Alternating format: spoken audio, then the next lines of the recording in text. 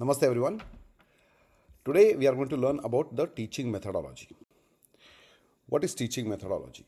How to apply it to sequencing of asanas, a pranayama session or a meditation session.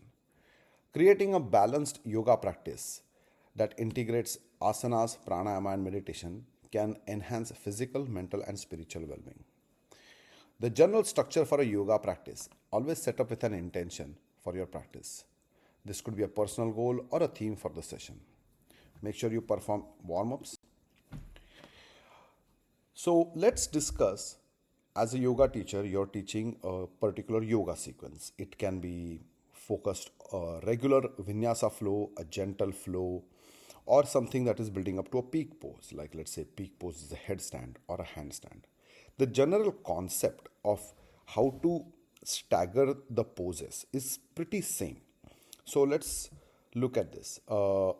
In reality, a yoga session is typically 60 minutes, unless it's a yin yoga session. That's typically 90 minutes. But for all practical purposes, yoga session is about 60 minutes long. The first 10 minutes to 15 minutes, you can do warm-ups. You have to do warm-ups for the first 10 to 15 minutes. So let's say you do warm-ups for about 15 minutes. That leaves 45 minutes of time. The last 5 to 10 minutes of the session you have to give for shavasana or relaxation. So then out of 45, let's say you give a 10 minutes shavasana, that only 35 minutes are remaining. Now you have to structure 35-minute worth of actual yoga poses. How to have one pose after another and what is the proper way of approaching that sequence. So beginning with grounding poses, always begin with the grounding poses, which can be a Tadasana or Virabhadrasana. Then slowly move into standing sequence. Slowly start incorporating the core strength like boat pose, Navasana, and then move into some seated poses such as Dandasana, Sukhasana, and then cool down period. Now this is a general sequence. So you start with standing, then you start with the flow. So you begin with transitioning. Step 1 is grounding poses. Step 2 is flow, getting flow involved. Step 3 is seated poses. You can then do twisting poses, hip opening poses. And at the end, towards the end, the inversion poses. Typically headstands, handstands, or the most challenging poses. We put it at the very end. Make sure the proper warm-up sequence is generated. For example, if we are going to do a particular sequence for, let's say, headstand is going to be our peak pose. Make sure your warm-up sequence includes a lot of shoulder related workouts.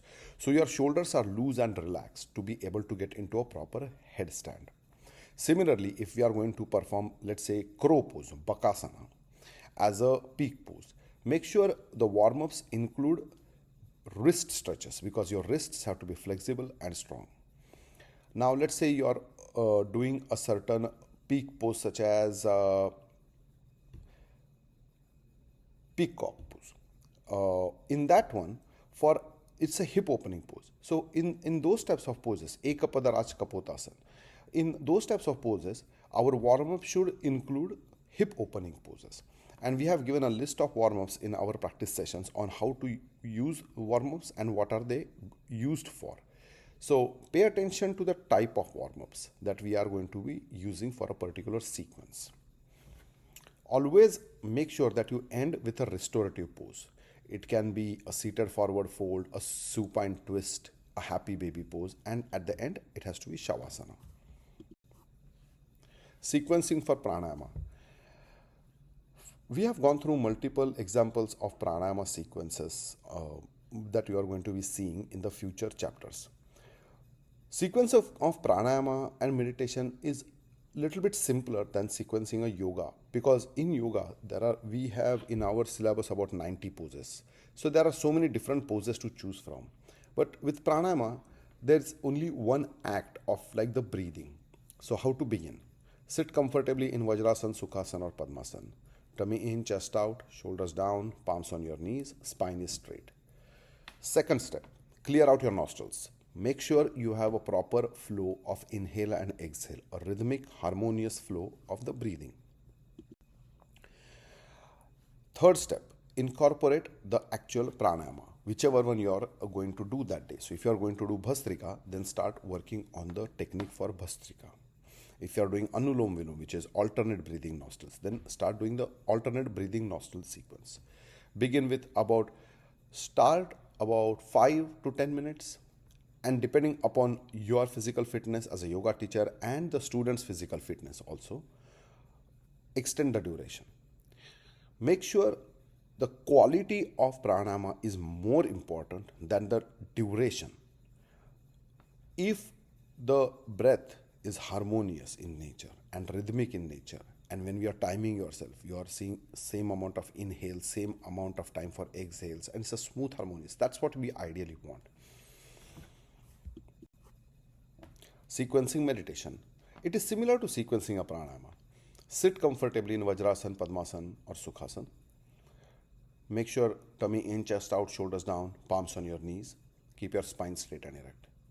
Clear out your nostrils. Third step, in meditation, take some time to bring your mind back into focusing on the breathing aspect. Continuously focus on the breathing aspect of it. Bring your mind back to the breathing. Awareness has to be on the breathing.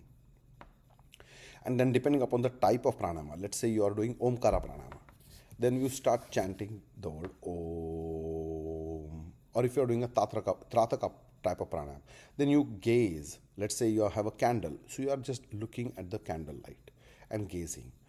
If you want, you can also have affirmations or chanting at the same time. Also in meditation, you can select a particular mudra. If you want, you can keep your palms on your knees, or you can select a particular mudra depending upon your comfort level.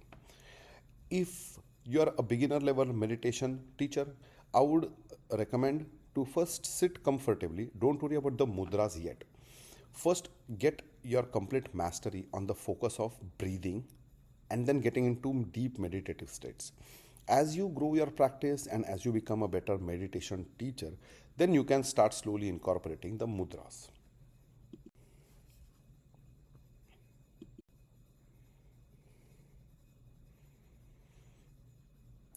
So here is a sample sequence for a complete vinyasa flow. Setting up intention is about 12 minutes, 1 to 2 minutes. Warm up 5 to 10 minutes. Asana practice 30 to 45 minutes. Now pranayama and meditation, that in and of itself is a separate session. And then you have shavasana. So sequencing asanas, pranayama and meditation creates a holistic practice that promotes physical health, mental clarity and spiritual connection. At this point, I would like to take a moment and discuss the way you typically teach at a fitness center. So if you are teaching at a fitness center, they expect you to teach physical fitness. So they expect you to teach more of asanas. A vinyasa flow is going to be a full flow, 1 hour of only asanas. Try not to incorporate pranayama or meditation during that time. However, if you are teaching at a yoga studio or a yoga boutique, in that case, there are specific sequences or specific times where you do pranayama, where you do 30 minutes of pranayama, or you do specific meditation techniques for 1 hour. If if you're working at a meditation center, then yes, of course, a 1 hour of meditation is required. But typically at fitness centers, like big brand fitness centers, which are not solely doing yoga related activities as a product, always focus on the asanas. Pranayama and meditation might not be the best route to teach at a physical fitness center. Pacing technique for yoga. This is a very important aspect and how to become a successful and a good yoga teacher. When you are teaching a class, you have to quickly look at the students and make an informed decision of what type of class you are going to do. So looking at the physical fitness levels of the students, looking at the age of the students. If there are a lot of, let's say, a senior citizens in the class, it is really difficult for those students to do headstands or handstands or bakasana. What they prefer mostly is more flexibility related, more stretching.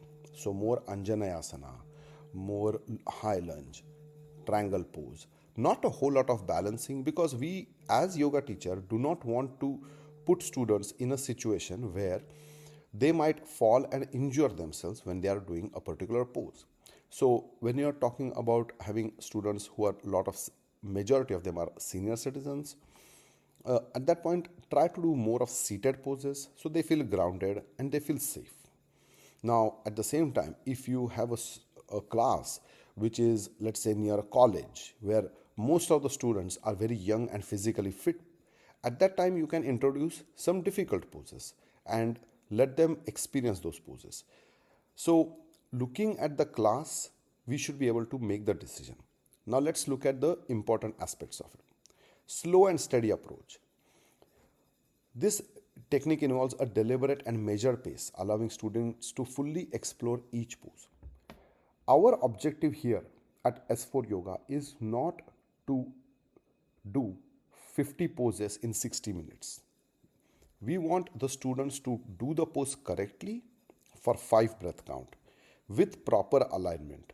And that is a right way to get and develop flexibility while having no injuries. Promote body awareness and alignment. Always promote the alignment. That is the one of the most important aspects as a yoga teacher. If you see students doing it wrong, go ahead and correct them. Make sure they are doing it properly. As you get more experience being a yoga teacher, you will realize that a lot of times students want to take a look at other students and how they are doing. And if that student is doing it wrong, then this student is going to do it wrong. So adjust, make sure you give them the alignment when you are beginning. So let's say you are talking about a triangle pose. Step 1, create a gap in your feet. Step 2, let's say rotate your left foot 90 degrees. Step 3, right hand behind your back. Step 4, stretch your left hand parallel to the ground. Step 5, for beginner, hold the thigh. For intermediate, hold the ankle. And for advanced level, hold the big toe. Now, if you're stable, gently release your right hand pointing to the sky and hold the breath. So we should be able to cue any poses with a very gentle ease. Reduce the risk of injury by allowing time to adjust and find stability. So let's talk about that. Let's give a good example is half moon pose. Typically in half moon pose, let's say you start from a high lunge and your left foot is forward, so you bring your left hand in front of your left foot. Next step is not directly getting into the half moon, but the next step should be slowly and gently lift your back leg up and keep the front leg bent. Find the stability on your right side. Find the stability. Now, if you're stable at this point, then straighten the left leg. Now, if you're stable at this point, gently twist your sternum. And now, if you're stable, then release your right hand pointing to the sky. And let's say you're doing a bound half moon. So at that point, if they are stable with the right hand pointing to the sky, slowly bring the right ankle towards their buttocks. With your right hand, grab the right ankle and pull the quad back and stay in the pose. So it is very important and critical for us to understand that it is not just pose, like get into this pose. We have to be very particular about breaking it down while you yourself as yoga teacher are doing it and demonstrating it correctly. This really helps the students to understand their own body, because end of the day we are doing this class for benefit of the students, for the students to generate the flexibility and a non-injury way to achieve their maximum potential. If you see some students doing good job and their alignment is correct, mention that, like, good job John, good job Vivian, good job Alejandro, like that. Always make sure you give good feedback to the students, they like it. That increases their confidence. Also, at the same time, without calling any other person out, if one student is doing a really good job, then gently mention to other students like, guys, look how a good Gloria is doing the pose. This is the proper way, and go and stand next to her and just explain her, like the hand is pointing to the sky, the shoulder is straight, her back leg is completely straight through the hip joint, the back toe is tucked out, things like that. So not only the student feels good, but also other students will look at that student and like, okay, this is the way to properly do the pose, right?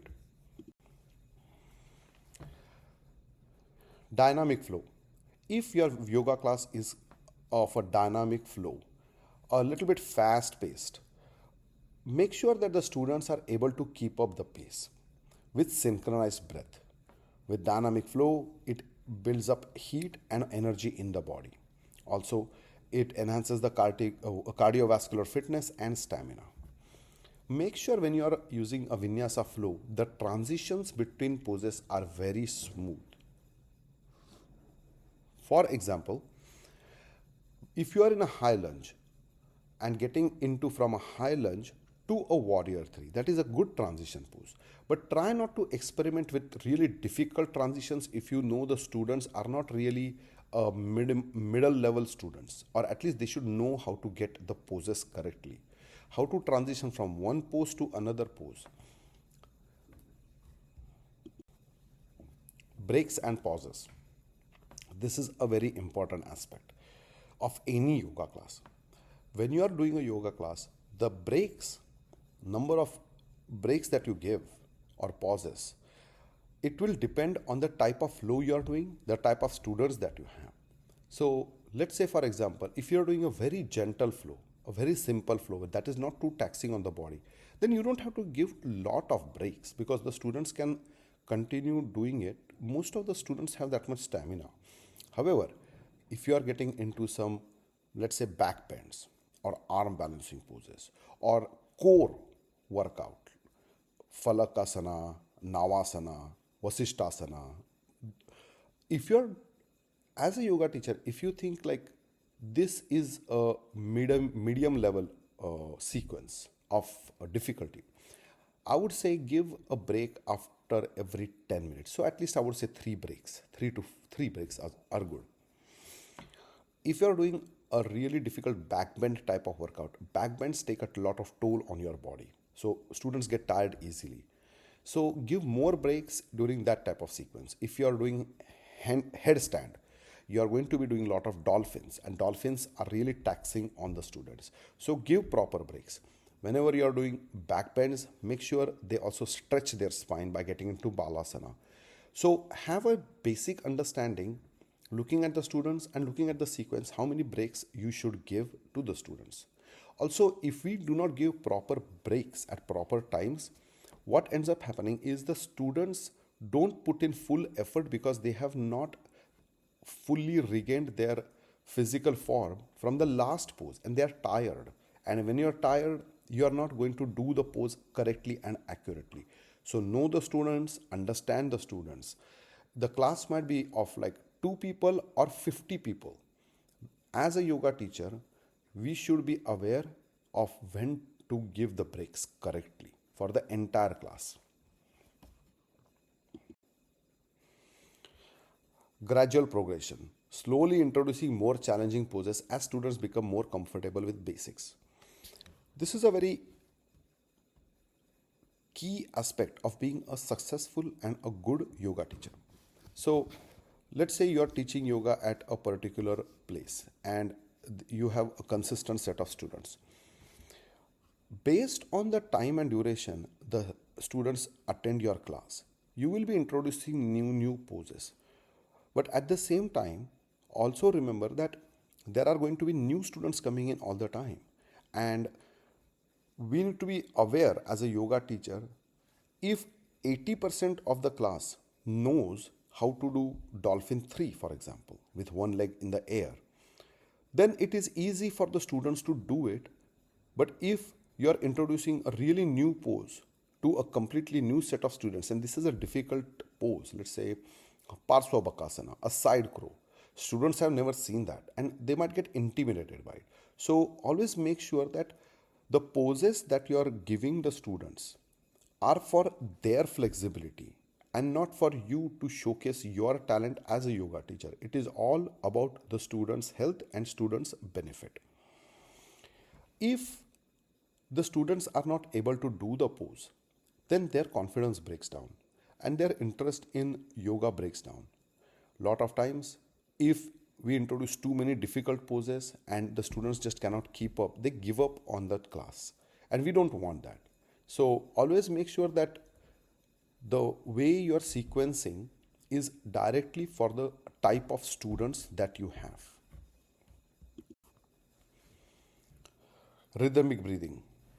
At S4 Yoga, we really focus on breathing correctly during any yoga sequence. Breathing is one of the most important aspects of doing yoga correctly. Four basic concepts in yoga are: in any flow, how to get in the pose, how to stay in the pose, how to breathe in the pose, and how to get out of the pose. So, what is a good example of how to breathe in the pose? So, let's say when you are doing Malasana, garland pose, when you are going down into the squat, that's when you inhale. And when you are coming up, that's when you exhale. Always remember. So, those types of small details we should be aware. When you are folding forward, at that point you are exhaling. So, in let's say Uttanasana, when you are lifting your hands up, it is inhale. But when you are folding forward, it is exhale.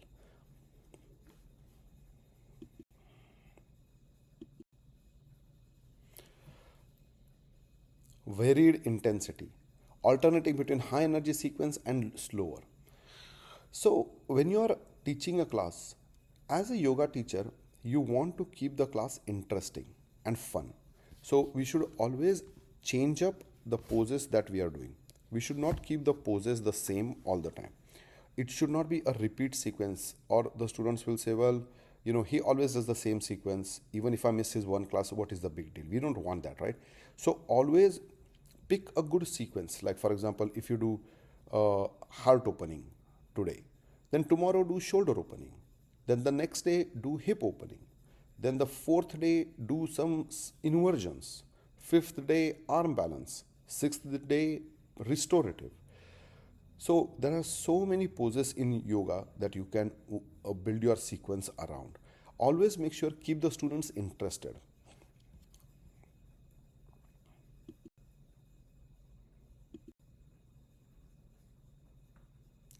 Creating a safe, accessible, and welcoming environment for yoga is essential for fostering inclusivity and supporting the well being of all practitioners. There are several strategies that we can read: physical accessibility, diverse class offerings, inclusive language and communication, community engagement, emotional safety, trauma informed practices, clear guidelines and expectations, mindfulness and awareness. So, by implementing these strategies, yoga studios and teachers can make a safe, accessible, and welcoming environment for all practitioners. Physical cueing in yoga. What is cueing? That is a very common question.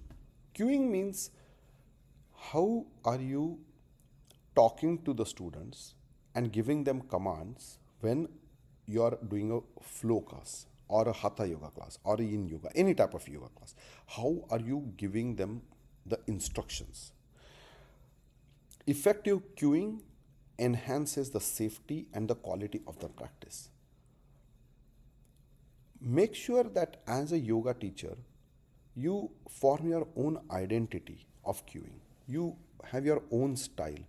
Don't try to look at a yoga teacher or look at a certain yoga teacher's sequences and try to memorize how they are talking, because every yoga teacher is unique and every yoga teacher brings something positive to the table. So, delve into yourself and figure out what your strengths are and develop a style based on your own individual strengths. Some common things that you can do are, when you are cueing, the cues should be very, very clear and concise. Short words. Gently lift your back leg up through the hip joint, toes tucked out. Simple. Let's say in Warrior 1, gently lift your right leg up, bring it back. Adjust your pelvic chest face facing forward. Sit on your left leg, knee on top of ankle. Slowly and gently lift your hands through your lats. Try to bring your arms behind your ears. Push your hip forward. Eyes looking to the sky if you can. So the breakdown of the pose should be very simple and easily anyone should understand. Tactile cueing, physical adjustments. You can stand in front of a student and just tell them, like, lift your hand high or bring your shoulder back. Always make sure, like, talk to the students when you're approaching a student. Give them instructions by standing next to them if need be. Make sure you are respectful when you're giving the commands, and try not to invade any student's personal space. This is very, very important. Never invade any student's personal space.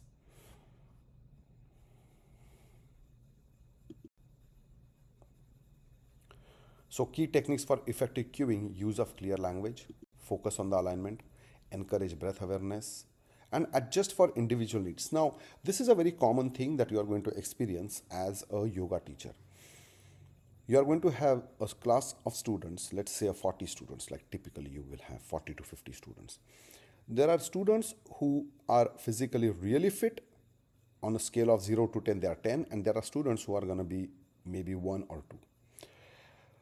When you're teaching yoga practice or when you're giving cues, also keep in mind that the student who has low flexibility already is aware that he has low flexibility, and he is expecting help from the yoga teacher on how to get into the pose. So encourage the use of blocks, encourage the use of straps. As a yoga teacher, you yourself use blocks if need be. And you can tell the students that if you don't need blocks, that's fine, but with blocks, this is the way to get, and it will promote same flexibility. So addressing individual needs of students is very critical and very important. Please make sure that we treat every student with dignity and respect all across the board. Every student is equally important to you. Incorporate affirmations, maintain a supportive atmosphere. So when you say maintain a supportive atmosphere, have fun when you're teaching a class. If you give a slightly difficult pose, you can just make a small joke like, we are having fun today, aren't we? Things like that. Make sure what you're doing is supposed to be fun. Make it a fun-filled environment for the students. It's not about going to a yoga class and constantly talking for 1 hour, different poses, and getting out of the class. It's an experience for the students. Make sure that as a yoga teacher, you keep the class fun, exciting. So it should be fun-filled, relaxed atmosphere. It should be exciting. You should be introducing new poses, some challenging poses here and there. And at the same time, the student should get the benefit of being more flexible. They should feel safe that if I'm doing this pose and if my teacher sees me doing the pose incorrectly, the student, he or she should have the confidence that the yoga teacher is going to come and quickly let me know, or give instructions that, guys, if you cannot reach the hand on the ground, please use a block to support yourself. Continuous observation. One of the techniques of continuous observation, there are lot of different yoga teachers in the world, and every yoga teacher has their unique style. Some yoga teachers will walk around with a microphone just around the students and give instructions. Some yoga teachers will not even look at the students. They will just do every pose, the entire sequence by themselves, and the students are expected to follow. and some are in between. They will walk around and they will also do the poses.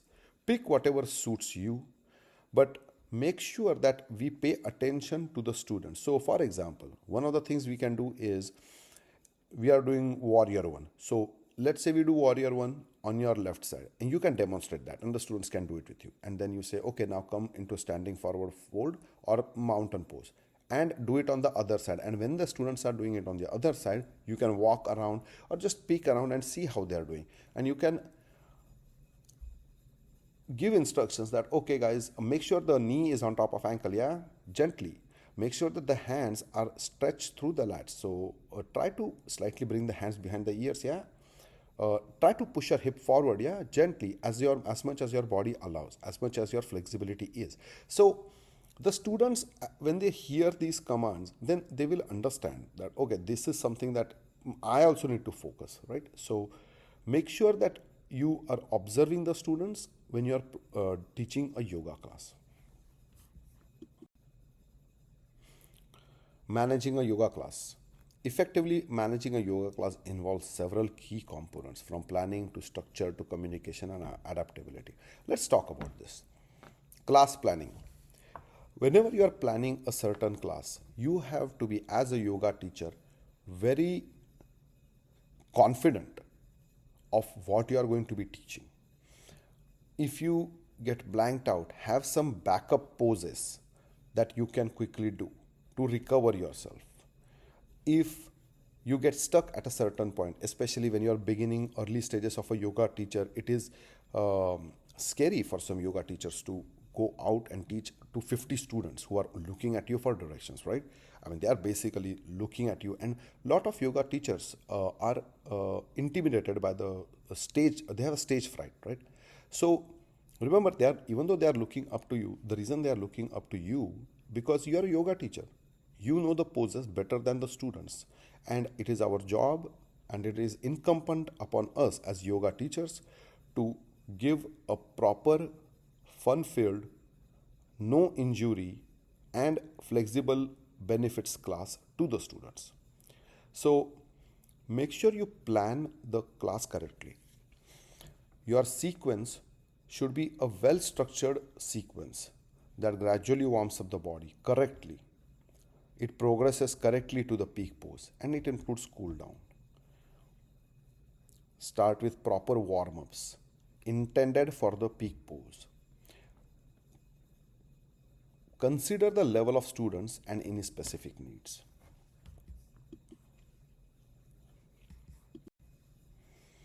Creating a welcoming environment.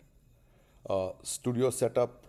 Ensure the space is clean, organized, and inviting. Arrange mats to allow for ample space between the students. Ambient atmosphere and welcome students. As a yoga teacher, it is but natural to kind of like certain students because they do poses correctly. But remember, we should be equally focusing on all the students. Every student should get the same type of attention, and that it should not feel, there should not be a competition among students of that nature. Effective communication, very clear instructions, clear, concise language. Be confident. You are understanding the yoga poses, you're looking at the sequences. As S4 yoga teachers, you will have all the information and confidence in the world to go out and teach any yoga class in any part of the world. Adaptability, the most important thing. Read the room, read the room, read the room. Be attentive to the energy and needs of the class. So what I mean is energy of the class, that is important. Sometimes when you teach a Sunday morning class, you will see students are lethargic because a lot of students don't want to get up early on a Sunday and attend a class. So understand that a Sunday morning 6 a.m. class is going to have a different energy than a Monday 5 p.m. class. Because Monday 5 p.m. everyone is getting out of the work, they are excited, they are ready to go into yoga and get the benefit of the sequences. Sunday morning is totally different. If you're doing an afternoon class, it's a different setting. So looking at the room, reading the room, understanding the energy, we have to create and adapt the sequence according to that. If sometimes the peak pose is really difficult and challenging, show them different variations to do that, because we always as yoga teacher want a class with positive energy. If the planned sequence, this is a very important one, be flexible. Well, let's talk about offer modifications. We have kind of discussed that earlier, but always remember that you are going to have students of all flexibility levels in a class. As yoga teacher, you should be aware, and it is your responsibility to make sure that students with less physical fitness feel equally comfortable coming to your class as students with peak physical fitness. And so offer modifications. If Uttanasana, keep your legs straight, gently fold forward and touch your palms on the ground. Now, if you cannot, that is perfectly fine, but keep your legs straight, because even if your fingers do not touch the ground, it is perfectly fine, but keep your legs straight, because that is our main goal, is to stretch hamstrings and calves. Now, if a student has some lower back pain, at that point, let them know that you can bend your knees slightly where you don't feel the pain. Things like that. Be flexible. If the planned sequence isn't resonating with the students, be willing to adjust on the fly. That is a key, on the fly. Read the room. Understand that students are really not getting this pose. Don't try to just force a pose on the students. If majority of the students are not feeling comfortable with the pose, or like looking like, oh, what, this is very confusing, tell them that, okay, let's do something, a simpler version of the pose, right? So for example, if you are going to do a Parsvabhakasana, which is a side crow, and side crow can be kind of challenging because there are a lot of commands involved in a side crow, which is an advanced level pose, and you look at the room and you are feeling like, well, students are really not comfortable, then just say it out loud, like, you know what, guys, let's forget about side crow, let's do the crow pose today, and we will have fun with doing a different variation of a crow pose, a base crow pose, so students are comfortable with that. Safety and inclusivity, physical adjustments. If providing hands-on adjustments, ask for permission first.